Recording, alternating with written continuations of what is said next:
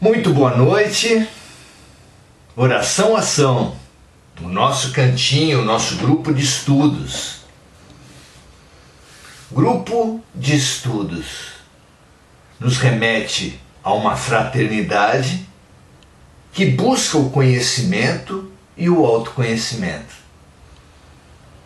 Muito legal, porque esse estudo não é um estudo teórico, não é um estudo livresco, não é um estudo externo. O verdadeiro conhecimento atua tanto fora quanto dentro, tanto embaixo quanto no alto, tanto na matéria quanto no espírito. Essa nova ciência é a ciência do futuro. Assim como a religião do futuro é uma religião que una fé e razão, a ciência do futuro também unirá razão com fé. Ou seja, o conhecimento integral, sem repartições, sem competições, sem guerras, sem idolatrias e demonizações. Que assim nós ensaiemos hoje, nos preparando para a regeneração do amanhã. Porque, como disse Emmanuel, o guia espiritual de Chico Xavier, religião e ciência, emoção e razão, são as duas asas com as quais nos elevaremos ao reino dos céus. E reino dos céus é a terra. Você já pensou a respeito disso? Acompanhe comigo. Reino é um pedaço de terra cujos habitantes obedecem a um rei. Reino dos céus será a terra, quando seus habitantes obedecerem aos mandamentos de Deus. Nós teremos lugar no reino dos céus quando unirmos razão com emoção pela fé raciocinada, pela ciência espiritualizada. Ensaiemos já, pratiquemos já essa nova ciência, essa nova religião, para realizarmos em nós a transição que o mundo está fazendo, nos habilitando a transição planetária pela transição individual. Muito bom estarmos aqui juntos, exercitarmos essa transição fundamental. Vamos lá? Hoje iremos discutir um assunto maravilhoso, os laços de família. Vejam a importância dos laços de família. Já aqui para a Terra, para o materialismo, para os costumes, para as tradições, família é um tema central na cultura humana, mas olhada do ponto de vista espiritual, a família ganha uma amplitude, uma profundidade, uma importância muito maiores. Vamos buscar isso? Esse é o nosso convite. Venha conosco. Vamos nos aprofundar, nos integrar a essa instituição fantástica que é a família. Pergunta 773. Kardec questiona assim os espíritos. Por que razão entre os animais, os pais e os filhos deixam de se reconhecer assim que os filhos não necessitam mais de cuidados? Num rebanho, pais e filhos não se buscam, não se reconhecem, não se protegem mais quando adultos. Por quê? A resposta dos espíritos vem assim: isso acontece porque os animais vivem a vida material e não a vida moral. Pela vida material, é claro, Quando somos adultos, somos iguais. Todos os adultos são iguais no corpo. Na vida moral é diferente. Continuam os espíritos na sua resposta. A ternura da mãe pelos filhotes tem origem no instinto de conservação dos seres que ela deu à luz. Quando esses seres podem cuidar de si mesmos, sua tarefa está concluída entre os animais.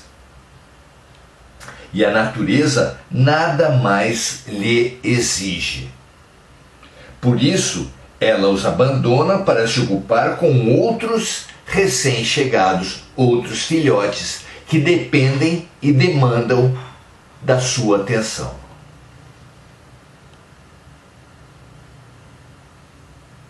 Parece bastante lógico, bastante óbvio.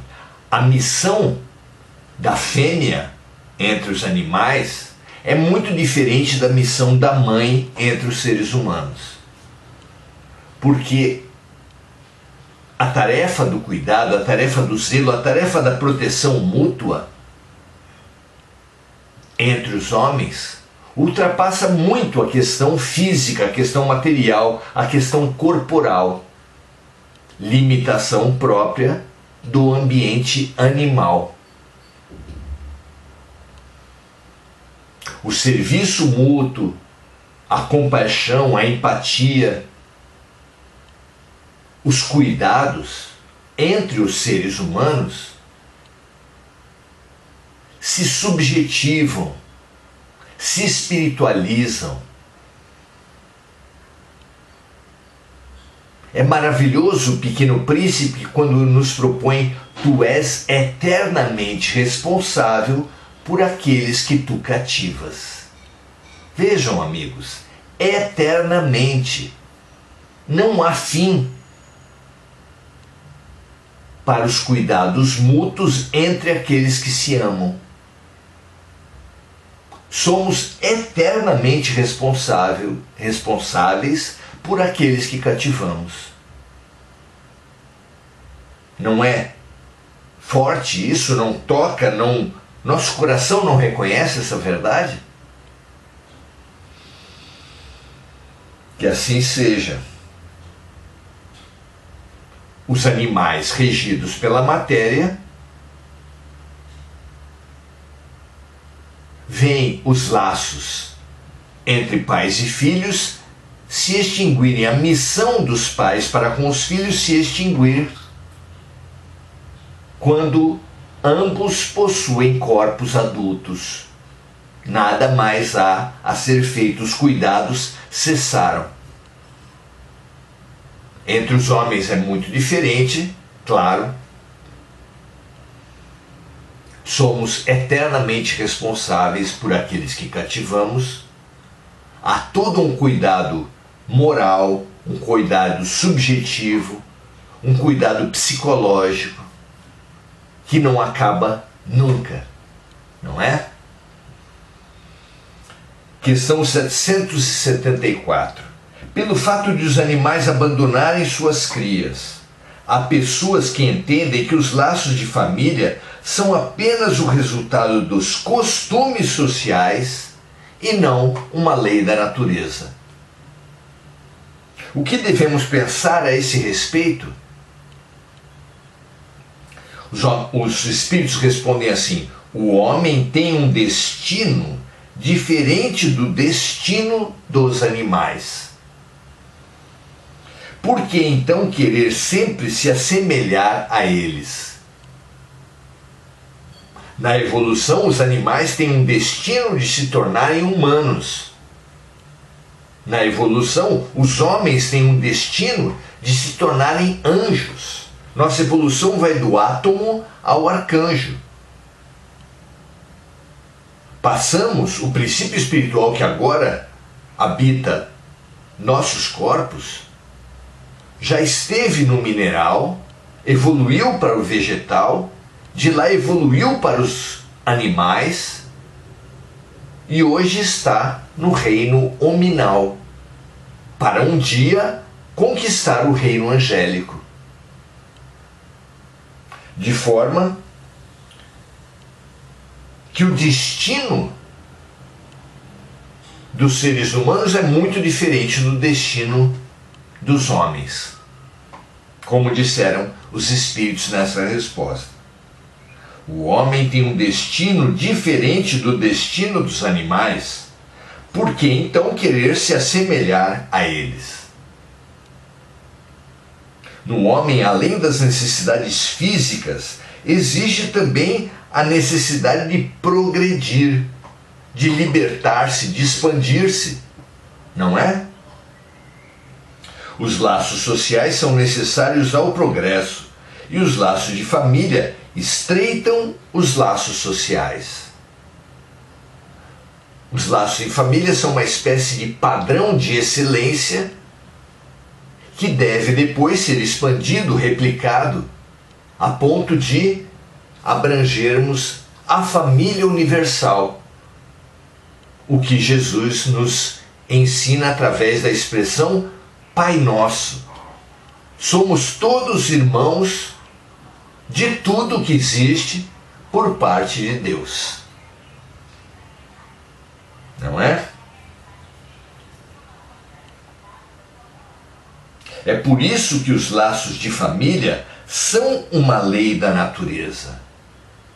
Dessa forma, Deus quer que os homens aprendam a se amar como irmãos. E não apenas os homens, mas que nós tenhamos os animais como nossos irmãos, e os vegetais como nossos irmãos, e os minerais como nossos irmãos, tornando-nos uma família com tudo que existe.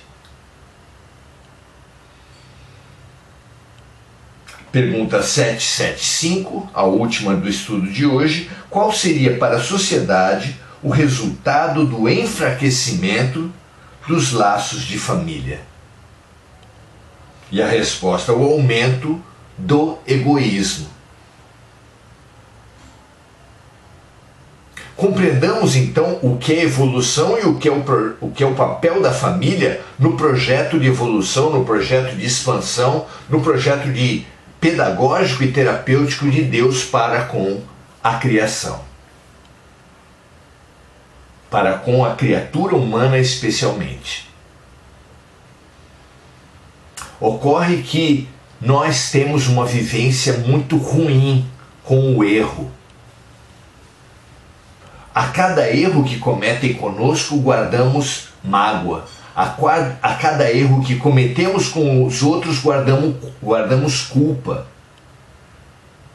E as múltiplas mágoas, as múltiplas culpas, agem sobre o nosso espírito como tremendos pesos.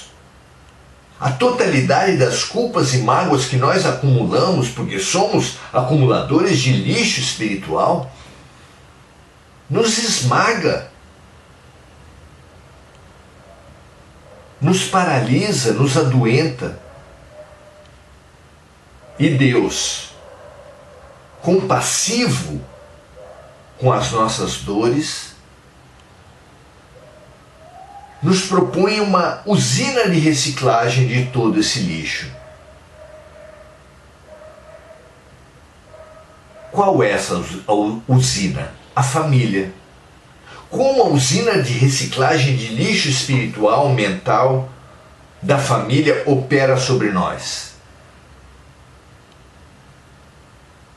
Deus se utiliza dos laços de família que vêm do instinto animal, mas que se sublimam e se aprofundam no reino hominal, para reciclarmos nosso lixo, fazendo com que a família seja um ponto de encontro entre antigos desafetos, antigos inimigos, antigos magoados e culpados. O meio cultural, o meio religioso, nos chama às obrigações familiares. Honrai pai e mãe, diz um dos mandamentos de Moisés. Somados esses laços culturais, religiosos, expressos tão bem no honrar pai e mãe, mandamento de Deus, com os impulsos de proteção, de sobrevivência trazidos pelo homem do instinto do reino animal, forma-se uma grande força de reconciliação, de perdão, de limpeza, de libertação do homem frente a essas cadeias pesadas da mágoa e da culpa. É assim que a família age sobre todos nós, como essa fabulosa usina de reciclagem de lixo no projeto de Deus. Veja se isso faz sentido para você. Veja se a consciência do papel da família dessa forma não nos impulsiona ao perdão, à reparação, à reconciliação com todos aqueles que foram insuficientes, a nosso ver, em nossas vidas, em nossas famílias. Percebendo isso, percebendo que pais e filhos são, grande parte das vezes, inimigos que se reencontram, assim como irmãos, assim como em todos os papéis da família, nos disporemos especialmente à reconciliação, à reparação. Até porque Deus nunca desiste de nós e as relações que não forem recicladas nessa vida retornarão a nossas vidas nas vidas futuras, nas encarnações que se seguirem. Urgente ganharmos, expandirmos nossa perspectiva, inclusive a respeito da família, para nos dedicarmos a essas relações, porque são nossos próximos mais próximos e precisam e exigem de nós a plena atenção, não porque devamos amar mais nossos familiares do que os dos outros, mas porque sim,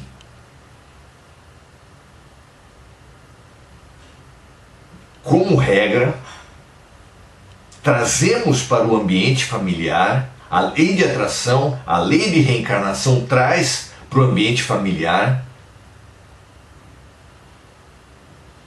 inimigos, adversários, que se prendem uns aos outros e que na família, pelo serviço mútuo, pelo perdão, pela reparação, pela reconciliação, se libertam, a ponto de transformarem mágoas e culpas em afeto, em fraternidade, em amor. Que assim seja com todos nós.